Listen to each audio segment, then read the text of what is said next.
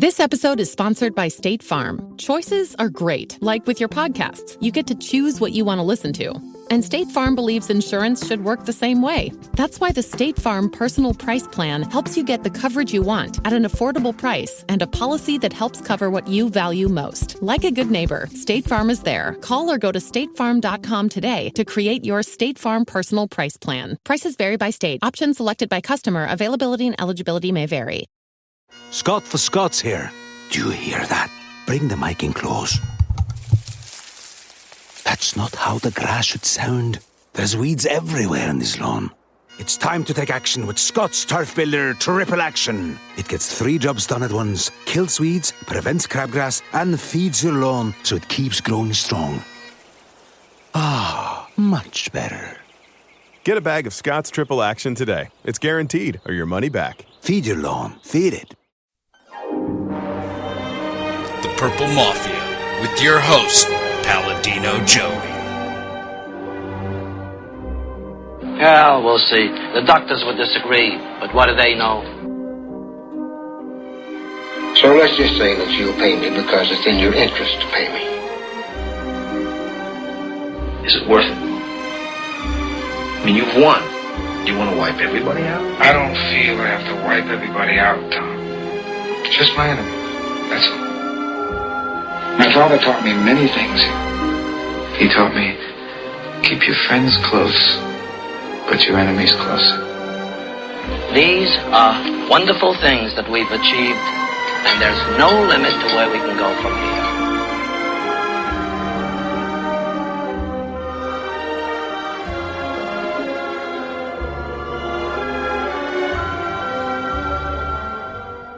Welcome to the family here on Purple Mafia. It is episode number 69 of Purple Mafia. Today is Sunday, September the 19th, 2010. It is 3 o'clock in the afternoon and the Viking game has just ended. Yes, this is the Vikings and Dolphins game we'll be reviewing today. As expected, yeah, I'm literally going to do it right away after the game. I figure, what's the holdup? Let's just get right to it immediately.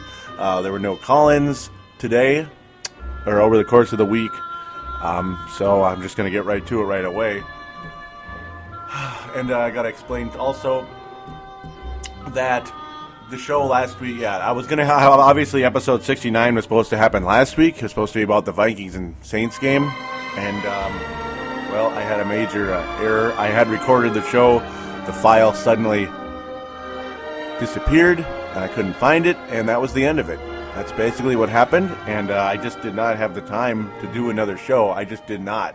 My schedule is not good, and of course Sunday's the end of the weekend, and I just didn't have time to record a new show. And of course my schedule during the week is pretty harsh. There's almost no way I can do a show during the week, so I apologize for that. I'm back, and well, we saw a fairly similar game, folks. Yes, we did. But before we get to that, Purple Mafia is available on thesportstuff.com and on iTunes, and I thank each and every one of you always for downloading and listening to this show. I appreciate it oh so much. Thesportstuff.com has a message boards. Please do join them. So we'll get to that later on. Of course, the call-in line, there were no call-ins this week. The call-in line is 209-736-7877. 209-736-78TSS, or excuse me, 7877. Yeah, it's a voicemail. So do call it and leave your message, and it'll be put on air. I'll mention it again later at the end of the show. Unfortunately, yeah, again, no call-ins. So that's just how it goes. Generally, if you want to leave a call in before, we'll call in by Saturday night, we'll say, because usually, like, if a Viking game is on Sunday, you get the idea, and then I should be able to get the file by then, because it goes to Dylan Richardson, and then to myself. So there you go. That's the whole gist there. Again, as mentioned, we'll mention the number later. Yeah, episode number 69. It's the Jared Allen episode. Well, I was about to make fun of that last week, because he didn't even show up. He really didn't. Yeah, he looked a little better today. Sure he did.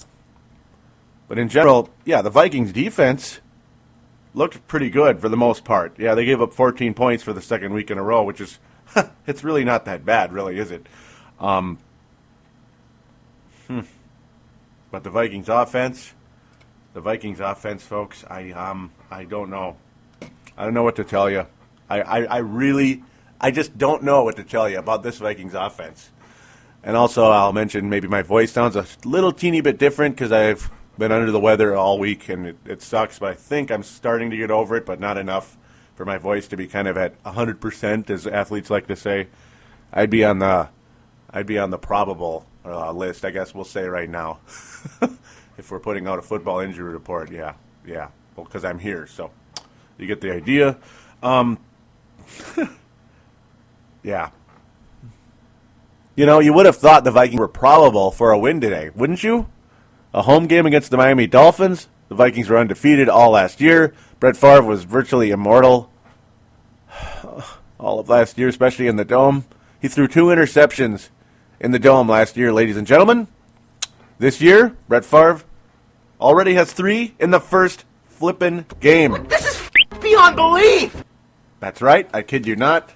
3 interceptions in the first game. Oh, and by the way, no touchdowns. Folks, I gotta tell you.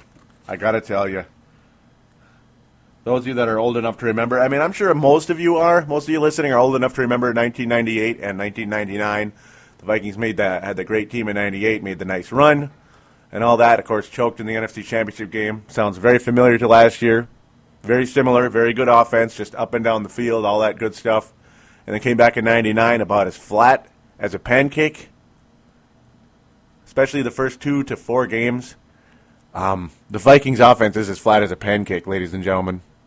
The only saving grace about all this right now, the Viking defense is a hell, and I mean a hell of a lot better than it was in 99. No Waswaster Wenga, no Antonio Banks, no Stalin Colonnade. I don't even want to say his name. That guy was the worst defensive end I've ever seen, along with just, yeah. So at least we don't have a bunch of stiffs on defense. That's the good part. The bad part is the turnovers are back. They're back. Yep. Brett Favre already has 4 interceptions this year. Adrian Peterson didn't fumble, but Favre sure did. He fumbled. We'll get to that in a little bit. Yeah, I'm already starting to rant as we're not even getting into the actual game review yet. Basically this is the game review. It's like an intro to it. First and foremost, so we'll get to it right now. Vikings were wearing the old uniforms. It's a lot of fun seeing those old uniforms in the Metrodome. It takes you back 20 to 30 years. It's fun. It's fun. The Metrodome, the Mall of America Field, whatever it is. Vikings get the ball first. They get into the Dolphins' red zone, and guess what? Vikings are 4th and 2. Childress says, you know what? Screw it. Screw the field goal. We're going to try to get 7 because we only got 9 points last week. Let's get 7 right out of the gate here. Oh, shoot. They didn't get it. They didn't get the first down. Stopped on the run. And that's all there was to it. Just a shockingly bad play call by Childress.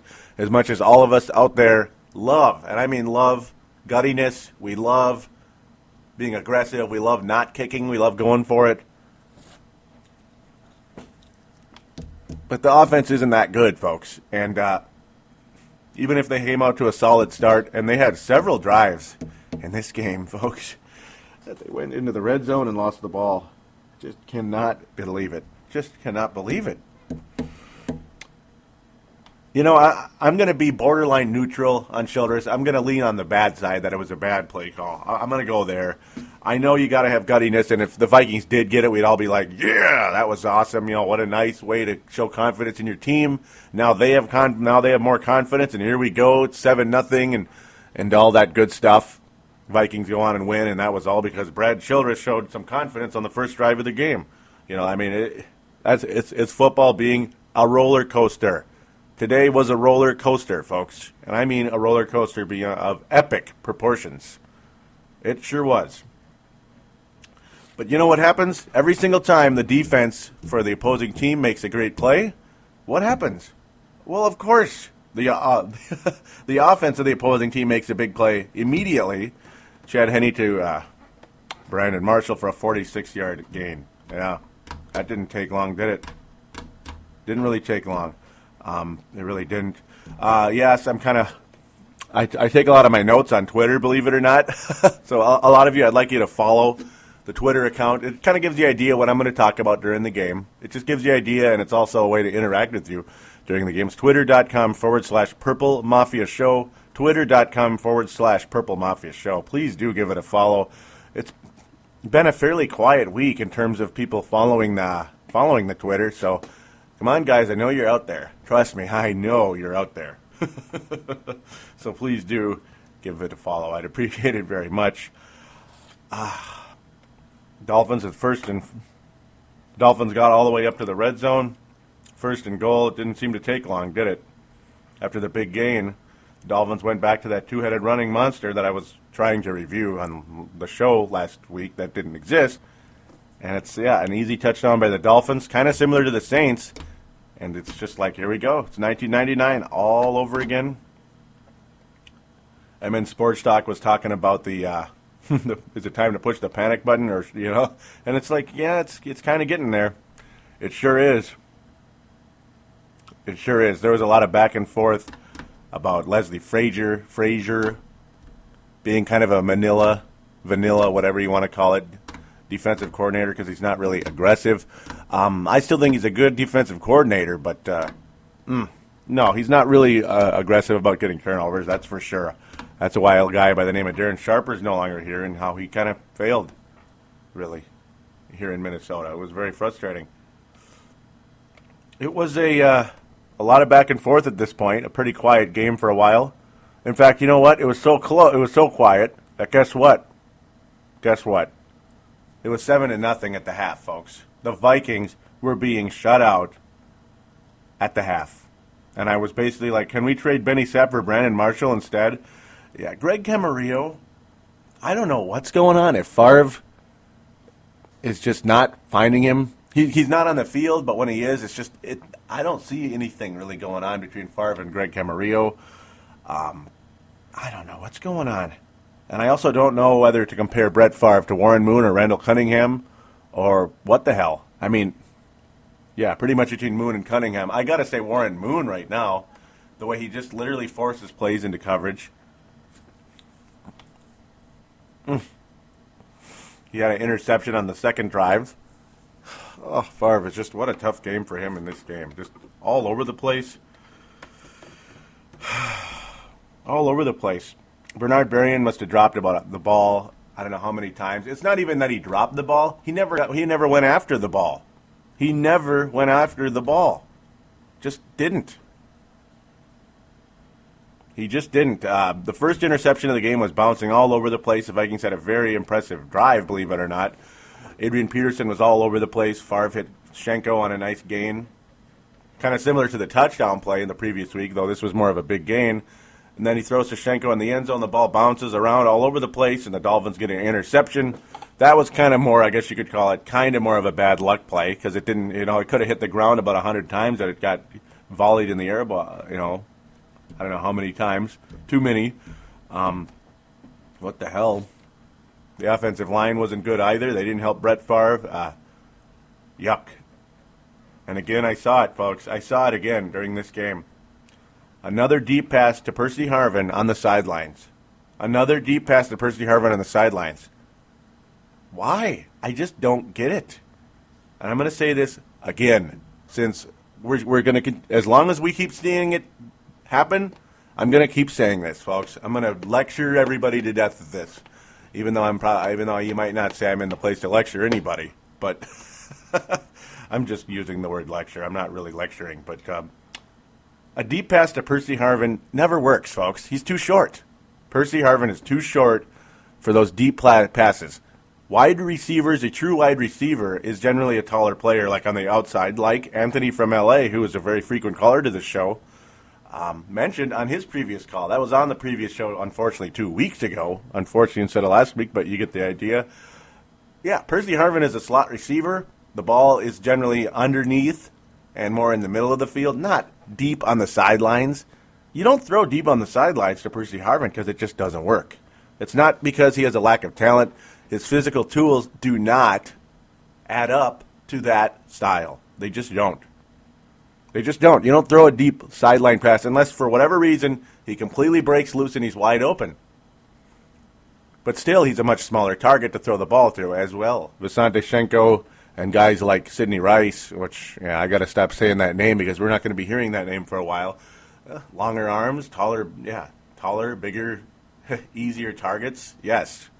Harvin is not an easy target to hit. He's a lot smaller, folks. He's only, 5'10"? 5'9", 5'10". He's built like a small running back. It's just, you don't do that. You don't throw into it's slightly covered. He wasn't really, it was more of a one-on-one, but that's just not his game. Yeah. A quote by Judd Zulgad during the game, a tweet, by the way, will say, Bernard Berrian has played many of the offensive snaps with no catches, and this was in the second quarter. Yeah, or late in the second quarter. Adrian Peterson has been a lot better on the catch and go. Definitely. Harvin got hurt a little bit, but he came back. Or actually, no, he did not come back. Hit on the leg. Unfortunately, when there was a bit of a scramble, players flying on the ground and stuff, that's how it goes. He was trying to make a block, got hit on the leg. It didn't look bad, but it's bad enough for him not to return, unfortunately. So yeah, folks, deja vu to 1999. We are shut out in the first half. 0. Brett Favre, Adrian Peterson. Well, I can't really name any great receivers right now, but we're still with a team with Brett Favre and Adrian Peterson. Shut out. Really? I'm a little mystified. Just a little mystified right now. Unbelievable. I was also saying how the field goal we passed up on sure would have looked good, huh? Better 7-3 than 7-0. And, well, the funny part is that field goal still would not have won the game. It would have been 14-13, but we would have been able to go for the field goal instead of the goal line late in the game. We'll get to that shortly. Yeah. Unbelievable. Yeah. Thank you guys for still listening to this show, by the way. I really do. Because I know there's a lot of you out there. Shucks, I'll say this right now real quick. There were record numbers on the last show, episode number 68, a record turnout for you listeners to this show. And I appreciate it very much, folks. I really do. I appreciate all of you very much. You guys are awesome. Of course, we'll get to your Facebooks out there later. There are a couple tweets as well. I'll get to that. A couple of retweets. Not much activity on Twitter today, to be honest. It was mostly just the media types and a few other guys. MN Vikings guy and MN Sports Show. That's about it, though. Or Sports Talk, excuse me. We'll get to that in a sec. There weren't too many people on there today. I missed you, Matt Emer, out there. So I understand, though. Maybe you're busy, so not a problem. All right. We'll just continue here. Just another one of those games. This was 1999, folks. It really was. The Vikings readed by kind of a lazy boo. MN Sports Talk commented about that. Yeah, there were boos, but they were like a lazy boo at the halftime. It was kind of funny. Yeah, it was kind of funny. Oh, boy. Dan Barrero, I got to mention this one. I loved it. He was saying how Bernard Berrian was traded at halftime to UFL Sacramento Mountain Lions for future considerations. Yeah, that's about what I'd like to do with Bernard Berrian right now, folks. Yep. I'm going to say it right now because knowing me, I tend to forget. So I'm going to say it right now. I'm officially coming on the air right now as I slightly digress from the game, but it still is in the game. I'm calling for Bernard Berrian's head right here in the air. Bernard Berrian has to go. He can't catch. He makes no effort going after the ball in a crowded situation. You know what I mean, under coverage, double team, whatever. That was Favre's third interception, by the way, in one of those drives. I'm going to say it right now so I don't forget. I mean, Bernard Berrian has to go. Stone Fingers Berrian needs to go. He's making, about $9 or $10 million a year, and he can't play. He can't play at all. This is the third year, folks, that Bernard Berrian has been here, and he sucks. Bernard Berrian needs to go. He can go right back to the Chicago Bears, and he can help Jay Cutler get more interceptions. That's what Bernard Berrian can do. The Vikings need to pursue Vincent Jackson. That'll be a topic we'll get to after the break. So as we finish the game review, we'll go to break, and then the Facebook and a couple tweets and stuff like that. Or I'll probably do the tweets before the Facebook. Yeah. Nice organization on my part, huh? Because, yeah, I mean, that's my to-do list. My to-do list for the Minnesota Vikings this week. One, it's just two things on the to-do list. It's not much to ask, is it? Trade for Vincent Jackson is number one. Two, cut Bernard Berrian and his outrageous contract outright. Bernard Berrien has to go. End of sermon. All right, now that that's off my chest, we'll continue. As this game truly was the biggest tease. Well, no, not all of them were, but this was yet another unbelievably big tease. Just what a tease. Back and forth, over and over and over and over again. The Vikings defense keeps us fans teased because they have kept us in the game the entire game. From opening kickoff to the final countdown.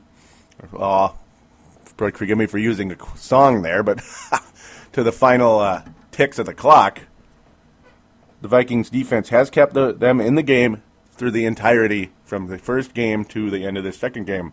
So the Vikings defense does get props, in my opinion, but unfortunately it's kept us glued to the TV set because we still believe the Vikings have a chance to win. But with the way this offense has been playing, I have no idea. I have no idea what is going on. Wow. I got to mention this. MN Vikings guy said, go to Berrien here. He's due. This was later on when the Vikings were, they kept stopping the Dolphins. There was still a chance. To get this game tied up. Go deep to Berrien. He's due. My response to him, because I got to say this, yeah, you're more likely to see Jared Allen get a sack. Oh, wait. Because of the way Jared Allen had been playing. He'd been invisible until literally right about when I tweeted that. Funny how that works. Wow. Because, yeah, I think this Vikings offense is the same cold that I do right now. As you can hear it in my voice again. I just, I'm having a hard time. I really am.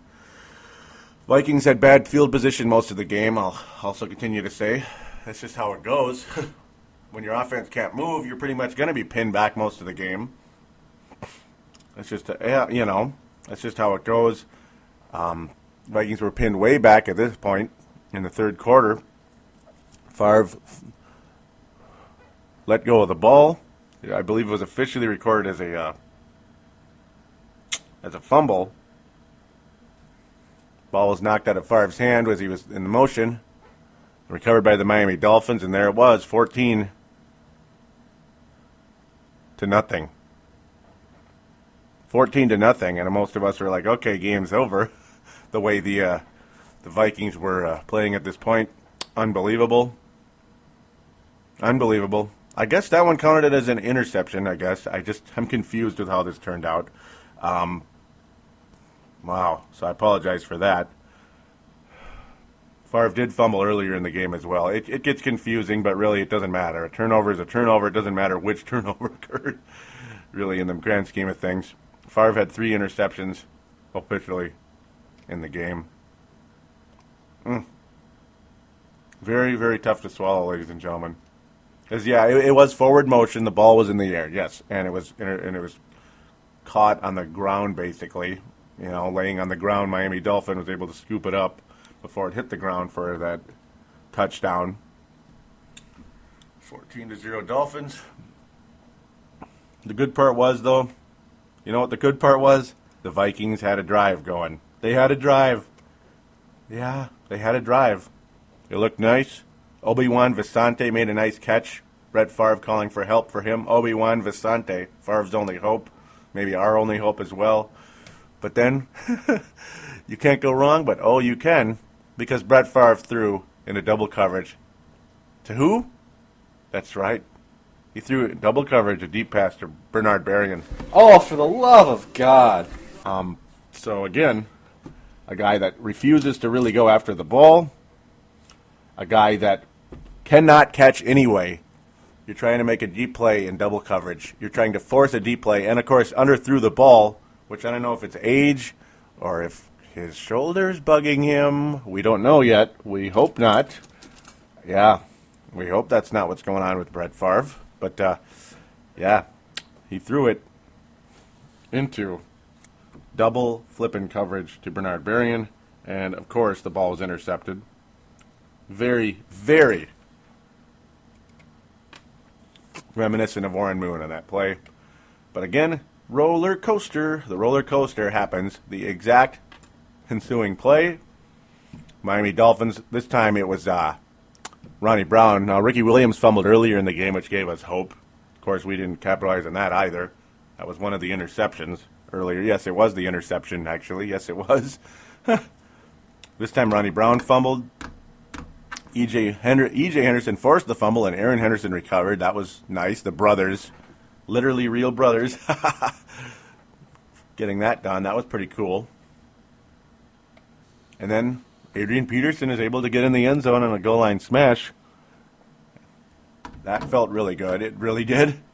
Adrian Peterson really started to take over at this point, making a few receptions and running. It was totally Adrian Peterson at this point. The whole all-day nickname really lived up to itself at this point because Visanthe Shenko wasn't even that good. Yes, the coverage has totally focusing on Visanthe because he's the only guy that can catch. He did make a drop right in the numbers today, unfortunately. Visanthe Shenko is not the same right now because, yes, the coverage is a lot tighter on him. Favre's not been as accurate, and he's probably just, his morale isn't where it was last year. In fact, nobody's is right now. Nobody's. Except maybe Adrian Peterson's. All day really was all day for the most part in this game. He did nearly fumble the ball at one point, right about this point in the game, but hey, he hung on to it, and that's what counts. My note to Favre is stop throwing to Berrien. Yeah, you're better off taking a sack. I think Brett Favre's better off taking a sack than throwing the ball to Bernard Berrien. Why not just kneel down? If Berrien is the only guy or the guy that you think you're going to make a play with, whatever it is, for whatever reason, you just kneel down and call it. I'd rather just kneel down at that point or spike the ball and take the down and then just start over. Start the next, hopefully it's not third down at that point. Yeah. Jared Allen on the ensuing drive for Miami finally got a sack. It looked like there was a little bit of hope. Yes, it did. Dolphins are forced to punt. It's like, here we go. Vikings have a legitimate chance. Brian Robinson runs into the kicker. Did not officially get called for roughing the kicker, thank God. So the Vikings did not give the Dolphins a first down. They would have if it was officially roughing the kicker. It was only a 5-yard deal. Whew. And the roller coaster continues. And the Vikings, also the Vikings fumbled the kick too as well. Thank God the Dolphins didn't get it. Just what a roller coaster indeed. Wow. Tamarillo fumbled earlier too. Or fumbled on this play. Yes, the guy who's supposed to have good hands. Maybe not be fast, but have good hands. He's the one that fumbled it. Yeah, so I say he shouldn't be the punt returner at all. I don't know what the point is. I really don't. But this is when I started having hope, folks.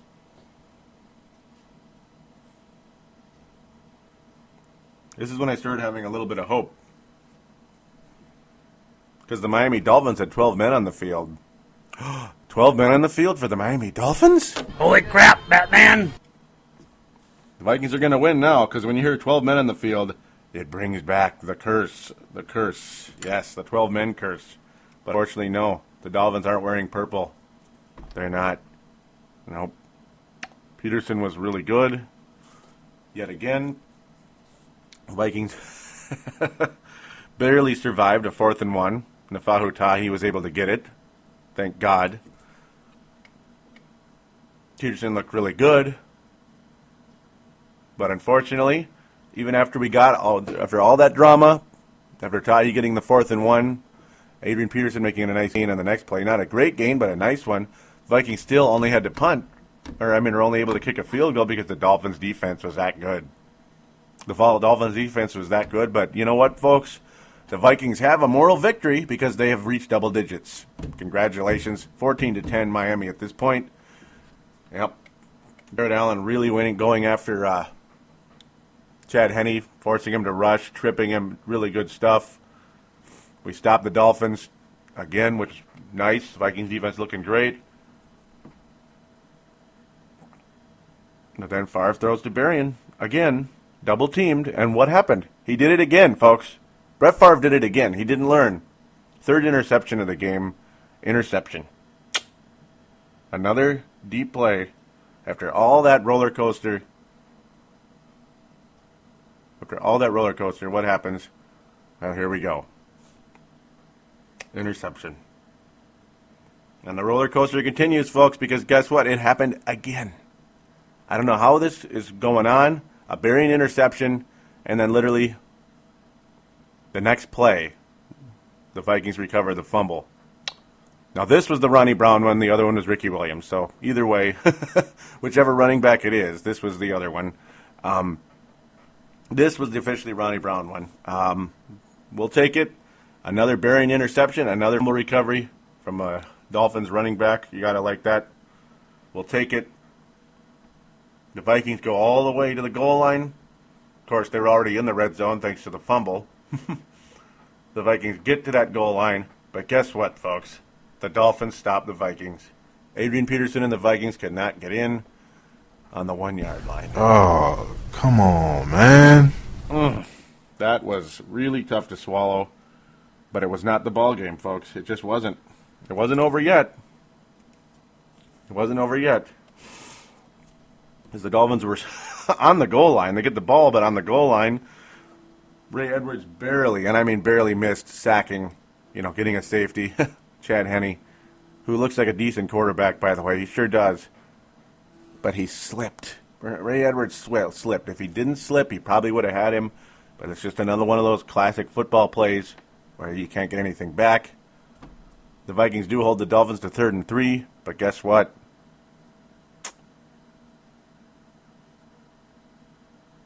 A holding call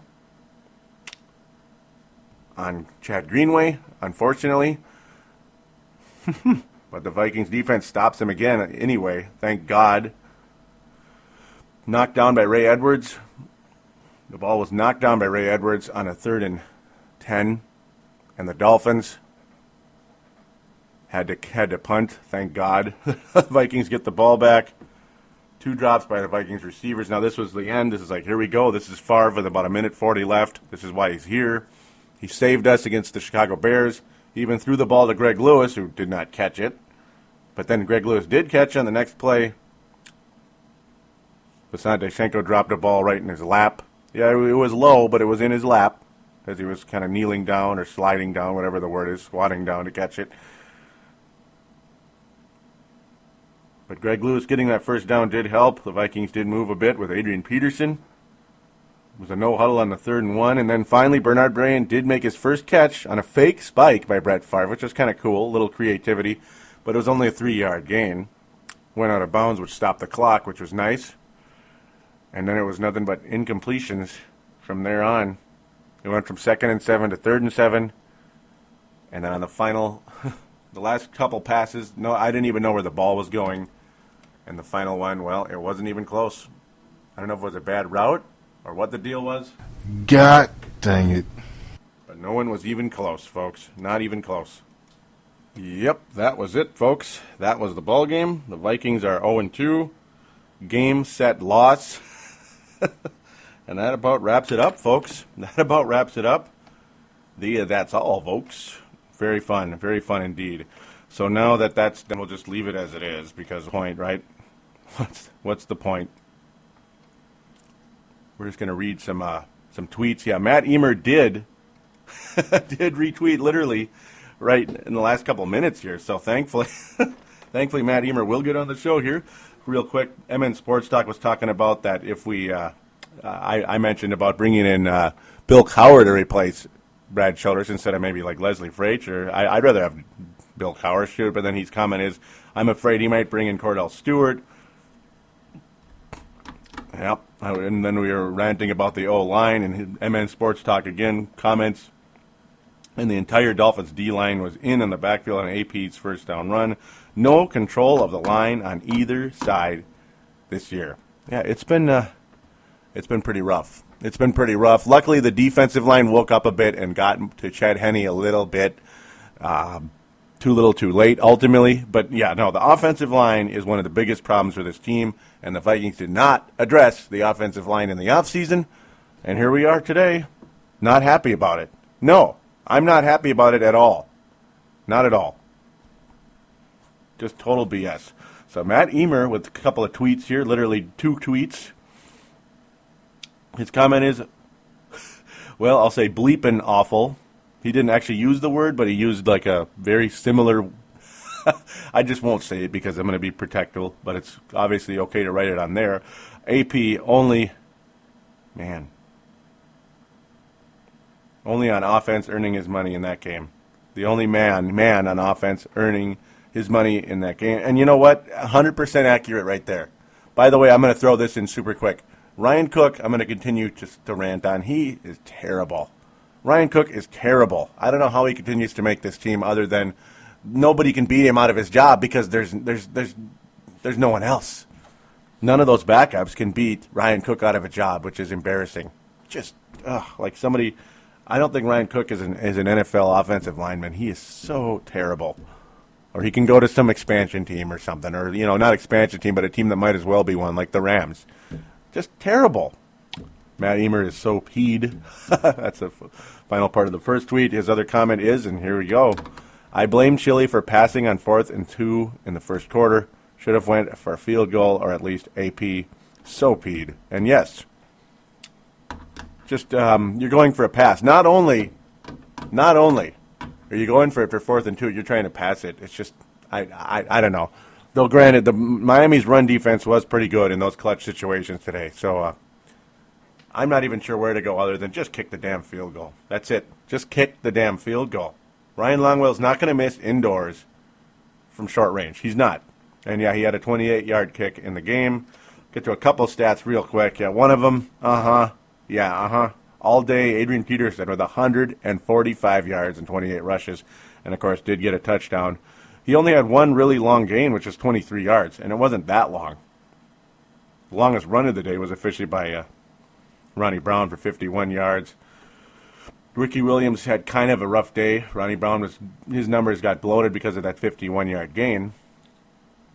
Yeah, otherwise his yards per carry would have been almost identical. Chad Henne only threw the ball 15 times in this game. It's just one of those teams, those Miami Dolphins. Very solid in what they do. Nothing spectacular, but solid. Brandon Marshall is fantastic, though he's a little bitchy. You could see him mouthing off a little bit on the sidelines when Jared Allen was able to get to Henne and the ball was underthrown. So ultimately it was underthrown because of that, and Brandon Marshall couldn't catch it. It looked like he said something, I don't know, give me the bleeping ball. He wasn't saying it to Henne, but he was mouthing it, if you know what I mean, to himself. And, yeah, I don't know. Brandon Marshall's an ass, but then again, what do you expect? How many receivers in the NFL are asses? There's a lot. Adrian Peterson had 41 yards receiving on 5 catches in the game. Just very, very nice indeed. Schenko had 86 yards and 6 receptions in the game. Those are the stats that stand out, really, overall. We did get 2 sacks in the game, which is better than last week. Yeah, Jared Allen and Kevin Williams. Kevin Williams did get a nice sack earlier, which was like, that was kind of right when, okay, the defense is alive. We're going to get it done. Ray Edwards is all over the place and did well, I thought. Madieu Williams looks a little better. The safeties in general look better, and it looks like because Hussein Abdullah, that's part of it. Hussein Abdullah is a better safety than Tyrell Johnson. He just is. Not bad at all. The defense, to me, did a nice job. LaTroy Guion also getting some playing time, and he was able to get a sack. Very, very cool right there. And, of course, Aaron Henderson with a fumble recovery. And the funny part is E.J. Henderson got the other fumble recovery. Not only did he force a fumble, but he got a recovery too. Very, very cool indeed. Good stuff. The Hendersons. There's a reason they're here, especially, obviously, E.J., but Aaron Henderson is not bad. I like him. Like him a lot. So that's the end of the tweets. That's the end of the game review. We're going to get a little bit more into Vincent Jackson, and then we will close with the Facebook group. So we'll be right back right after this.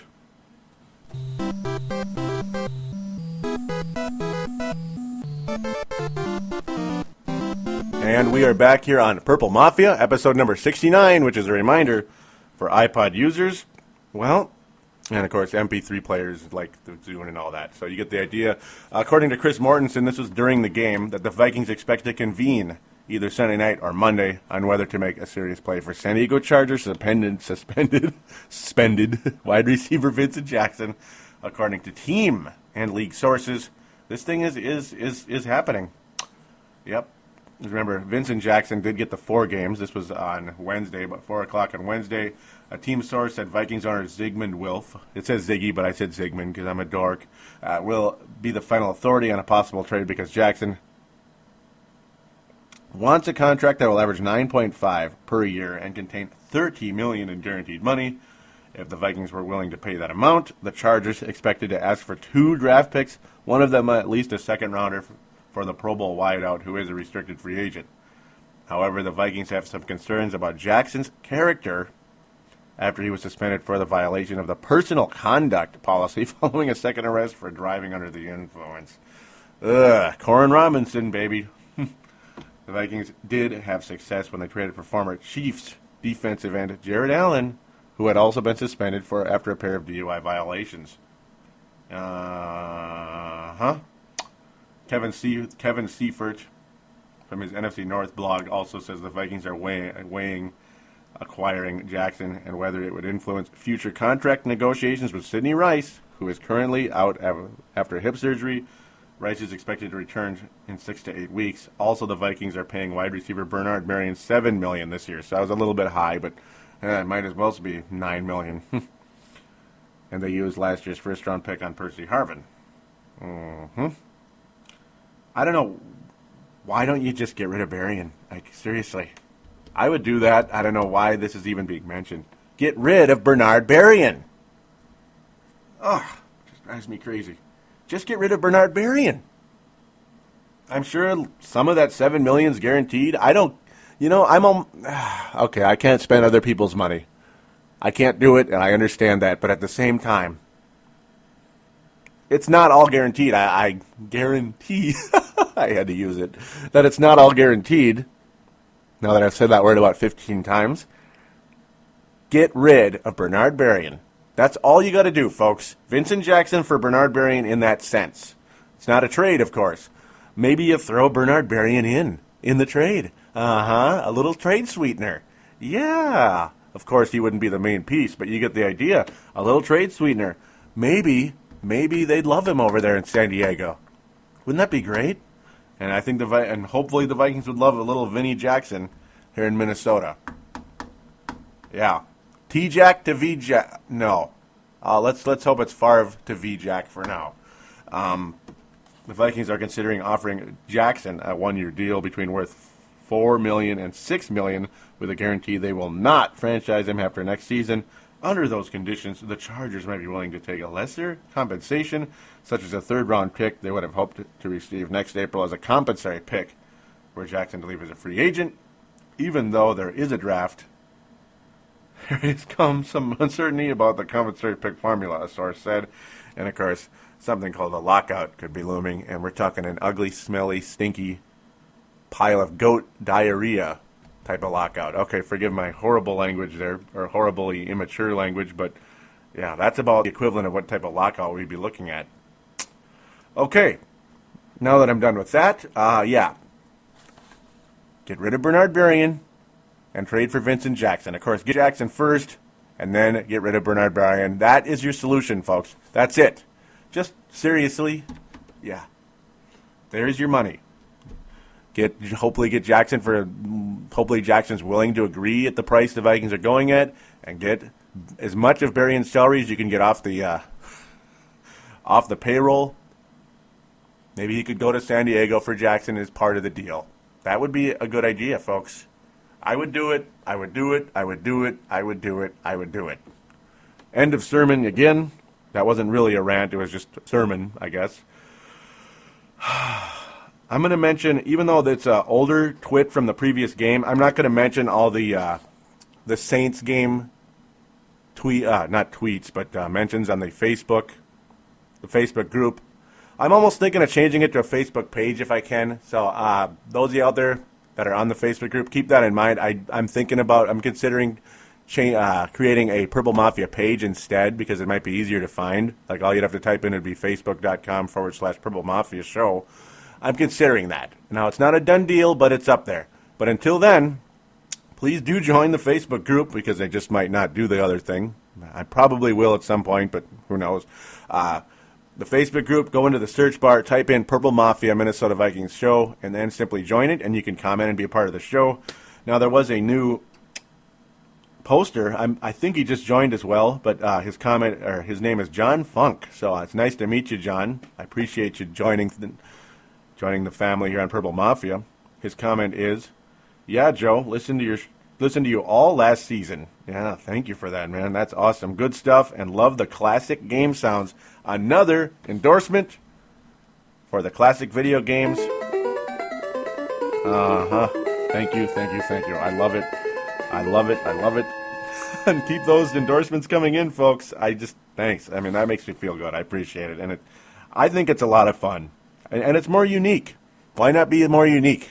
Why try to copy Dan Barrero or Paul Allen or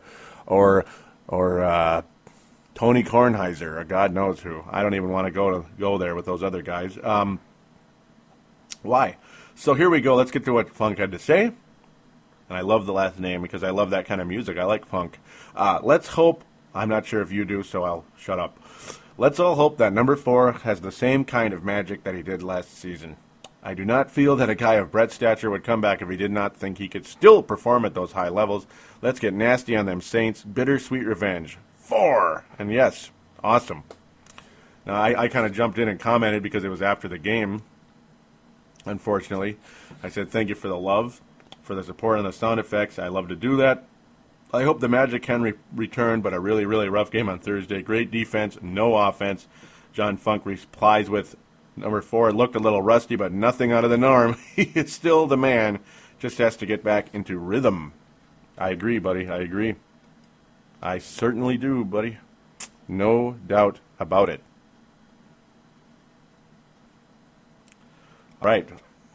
Let's just keep going up. Yeah, Tony Coleman. I mean, I'm just going to read their. I'm not going to really respond, I guess we'll see, because these are the old ones. Twineball comments, ouch. I hope the season doesn't play out the way this game did. My only comment is, well, it is so far. Sebastian Balls, again. His comment is, yeah, this is so disappointing. Did someone say we have a rush defense? How about Percy Harvin? Wait, we do, but we hardly saw either. Grr, how about Albert Young? That's right, like 5 yards. I miss Chester Taylor and Sidney Rice. I'm mad, and I don't blame you.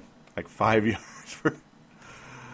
Yeah, 5 yards. And then I, of course, comment that I could not get the show out. So now we're on to some Miami stuff.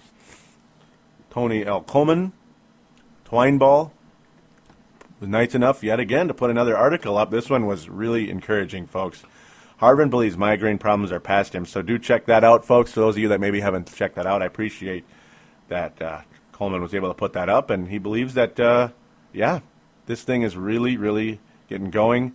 Something to do with sleep apnea. Very, very interesting story. Do check it out. Hopefully it's the real deal, and Harvin is on his way to staying away from all that nonsense. So now the Vinnie Jackson discussion continues, thanks to Chris Tucker. This was this past Thursday, just recently. So Vincent Jackson suspended is down to 4 games if he is traded. This is big, as many on the web are reporting that the Vikings and him have come to an agreement earlier this month for a 1-year, $7 million contract, but San Diego wanted too much in return. Now they know how long he'll be out for, which means talks could heat up again. I say if they want a second rounder for the 6'5 receiver, we do it. As a lineup of Sidney at 6'4, VJ at 6'5 on the outside with Percy, Berrien, Camarillo on the outside for the second half and playoffs. Oh my God, do it. This is the year for such a move. Yes, it is the year for such a move because Brett Favre is not returning next year, folks. Breaking news as it happens here on Purple Mafia. There is virtually no chance Brett Favre will play next year. This is it. We have no idea who the quarterback of the Vikings will be. We have no idea how long next season will be. And even though this year is not the same as last year, and a statement that I made on Twitter, I didn't even bring it up. I'm going to say it real quick before I continue this conversation.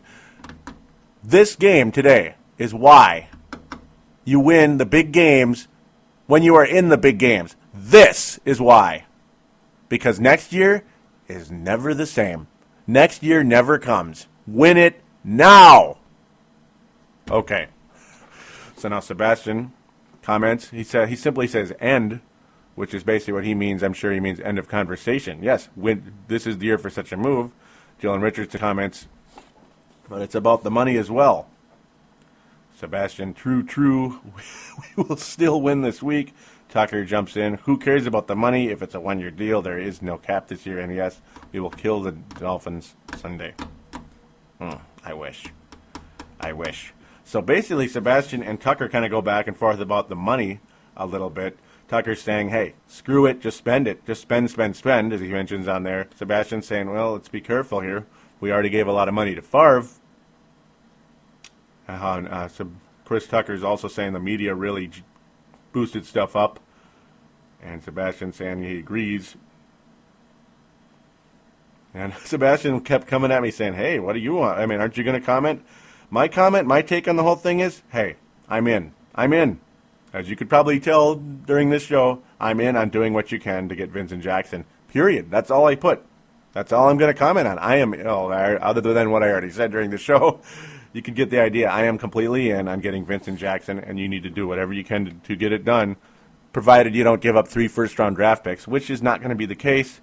Sebastian did predict the Vikings were going to win 31-10. Unfortunately, the offense failed to show up for the second week in a row, and we have not scored 31 points, Sebastian, in now 2 weeks. We have not scored 31 points in 2 weeks. We have scored 19. Miami, though, historically, they have always created havoc. They have always been a turnover type of team, at least other than some of the little stretch they had earlier this decade when they were really bad. Or like late last decade, actually, is what it is now. Yeah, because it's 2010. Really bad stuff for the Dolphins then. But generally, though, the Dolphins have had a good defense, and they've been a pain in the butt to throw the ball against. Lots of turnovers. And, yep, Brett Favre had a quarterback rating of about 41 today. And it was not pretty. 3 interceptions, as mentioned. No, that's right. No touchdowns for Brett Favre. And easily his worst game as a Viking. No doubt. You thought last game might have been? No, he was awful today. Completion percentage of 61, believe it or not. So his accuracy was higher, but his decision-making was a lot lower. Quarterback rating officially of 44.3, but whatever. It's in the 40s. He's Brett Favre, and he threw the ball in the 40s. It looks like Chicago is going to beat Dallas. Obviously, this is going to be older news for you, but still at the same time, yep, Detroit is losing. They're going to be 0-2. Chicago is going to be 2-0. That's funny. Green Bay has won, and they won big time, 34-7. So there's your NFC North roundup. I mean, you already know who's going to win and lose. Packers 2-0. Bears 2-0. Vikings and Lions 0-2. Ouch. Yuck. So now we're going to briefly, and I mean briefly, preview the Vikings and Detroit Lions game next week. Thank God for the Detroit Lions. As I mentioned, the Vikings and Lions are 0-2 apiece, so at least somebody will be battling for third place. We'll be the third-place team next week. Hopefully it's us, I guess. I'm really excited that we can try to get third place. That's exciting. Detroit put up a hell of a fight against the Philadelphia Eagles today, folks. It's pretty amazing. This was in the Ford Field now, excuse me. Philadelphia wins 35-32, and very, very intriguing indeed. You generally think of Philadelphia is usually a pretty good defensive team, but boy, certainly didn't look it today. 32 points given up against the Detroit Lions. Javid Best, I mean, everybody, if you have a fantasy team and you had a player in this game, you did fairly well, unless maybe, even Sean Hill, 335 yards. He threw the ball 45 times. Sean Hill threw the ball 45 times. Wow. He had 2 touchdowns and 2 interceptions. Michael Vick, with his first start since 2006, had about 300 yards and 2 touchdowns and a quarterback rating of 108. Welcome back to the National Football League, Michael Vick. And the slightly overrated LaShawn McCoy, had 120 yards and 3 touchdowns. So you can certainly run on the Lions, or at least McCoy would give you that impression. You certainly can. It looks like you can pass, too, because Michael Vick, again, quarterback rating of 108. That's pretty damn good. That's the good news. The Vikings may actually be able to score some points next week. it's also a sign, I think Adrian Peterson's going to get the ball a lot next week, and you got to do it often. I mean, Adrian Peterson needs to get the ball a lot. You don't want to Ricky Williams Adrian Peterson all too much. You don't want to kill him like the Dolphins did to Ricky Williams many years ago and turned him into a bigger pothead than he already was because of it. Well, you can certainly pass on the Lions as well. Deshaun Jackson with 4 catches for 135 yards, a 53-yard catch and touchdown from Mr. Michael Vick. This had to be a very entertaining game indeed. It really did. 2 sacks by the Eagles officially. Detroit had 4.5 in the game. Crazy. It's just kind of an up and down crazy battle. The poor Detroit Lions for the second week in a row clipped. It's a shame for them because they were pretty much screwed by the Bears last week in that final on the catch, the catch they call it, or no catch really ultimately. Yeah, very unfortunate. Kelvin Johnson did make a touchdown reception late in the game with a 2-point conversion, but unfortunately Detroit unable to capitalize late. That was a little under 2 minutes remaining. We'll see how this goes. The Vikings will host the Detroit Lions. Of course, I'm picking them to win this one. The Vikings barely beat Detroit when they were 6-10 at home. I remember that game. I was at the game. Mike Tice's first victory back in 2002. This is going to be the Vikings' first win of the year. The Vikings always beat Detroit at home. Knock on wood. And if the Vikings lose this game, folks, it's over. And I mean, it's beyond over. It's so over. You can't even put into words in it. Favre will retire, Childress will get fired, and that's the end of it. And Peterson will demand a trade. That's about what's going to happen if the Vikings lose to Detroit. Excuse me as I try not to choke to death here. Still fighting this cold. Well, we're trying to keep this show under an hour, but with Detroit, Jahvid Best all over the place, man. This guy's really turning into a weapon. If you think you could pass on the Detroit Lions, you sure as hell can pass on the Philadelphia Eagles, especially right now, because Jahvid Best had 9 catches for 154 yards, including a 75-yard scamper. Oh, my God. It's just unbelievable. Pettigrew, 108 yards and 7 receptions in the game. Kelvin Johnson with 1 touchdown. He only got 4 catches, which is funny, for 50 yards. Again, apologize for some of the scoreboard reading, but it's not really the intention. It's just showing you the stats that really matter here. Jahvid Best, good Lord. Well over 200 total yards in the game and 3 touchdowns, 2 receiving touchdowns, and 2 running touchdowns and 1 receiving. 2 running and 1 receiving. That brings his total for the year in total touchdowns to 5. Jahvid Best has 5 touchdowns in his first 2 games of his career. And I know Paul Allen was saying, Vikings fans need to settle down about, you shouldn't have taken Toby Gerhart, should have just stuck with the 30th pick and taken Jahvid Best. Well, he can catch the ball. I mean, that's my argument to Paul Allen. Jahvid Best is much more multifaceted than Toby Gerhart right now. I'm just going to leave it at that. That's not looking like a good move. It's certainly not off to a good start. Toby Gerhart, I don't think you're going to really ever see Toby Gerhart get 150 yards receiving in a game. I don't think it's going to happen. So I apologize for that argument there if it is unwarranted and a non-great football mind approach, as Paul Allen would use that term quite often, no great football mind. And no, that's no disrespect for Paul Allen. He's the greatest announcer in the league. He's an inspiration. He's a big reason why I'm behind this mic today. I love him. So I'm just saying, some people show off a little bit too much when they're like, hey, the Rubes are getting all upset about Jahvid Best. It's just 1 game. Yeah, it was 1 game, but now it's 2. And it looks good for old Jahvid Best right now. Oh, my. Yeah. Toby Gerhart will never have 150 yards receiving in a game. I think I'm very safe making that assumption. And Jahvid Best has done it in his 2nd game. Regardless if the Eagles' defense is bad or not. And it looks bad right now because Detroit had about 600 yards in this game from what it looks like. Probably more closer to 5, but I'm exaggerating a little, and it might as well have been 600. Wow. Detroit can play a little bit, it looks like. So we'll see what happens. We'll see just how much better they are and just how good Jahvid Best is. We will see him. We will see him head on next week. We will see him in action. We will see him in the Mall of America field or the Metrodome, whatever you want to call it. But clearly Jahvid Best is the top weapon for the Detroit Lions, at least at this point in time, even more so than Calvin Johnson. And that's, of course, because the defense really focuses on Calvin. But we'll see what happens when the Vikings' running defense focuses on Jahvid Best. The receiving defense, the linebackers and such, trying to keep with Jahvid Best on some of those screen passes. Well, we'll see. We'll see how that turns out. Yeah, that's never a guarantee, no matter who you are. Some of these receiving running backs are pretty scary, and it's a good thing Adrian Peterson's becoming more of one. So I'm going to end it there, right about an hour. Thanks for listening, guys. But first, really quick, remember the message boards on thesportstuff.com. There's a button in the upper right-hand corner that says TSS Boards on the front page of thesportstuff.com. Simply click on that, then click on the link that says register, and there you go. You're on board. It would be appreciated. It only makes the show better. And please do call into the phone lines. There were no callers this week.